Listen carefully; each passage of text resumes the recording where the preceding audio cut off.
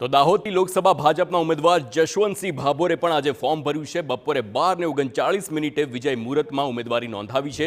જશવંતસિંહ કબીર મંદિર અને ભરેચી માતાના મંદિરે દર્શન કર્યા। માતા પિતાને મોઢું મીઠું કરાવીને આશીર્વાદ પણ લીધા હતા અને ત્યારબાદ આજે ઉમેદવારી ફોર્મ ભર્યું છે।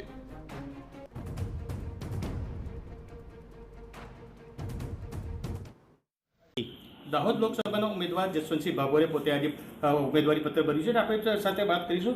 શું કહેશો સર, આજે ઉમેદવારી પત્ર ભર્યું છે?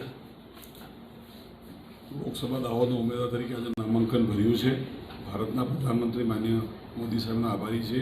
ભારતીય જનતા પાર્ટીનો પણ આભાર વ્યક્ત કરીએ છીએ।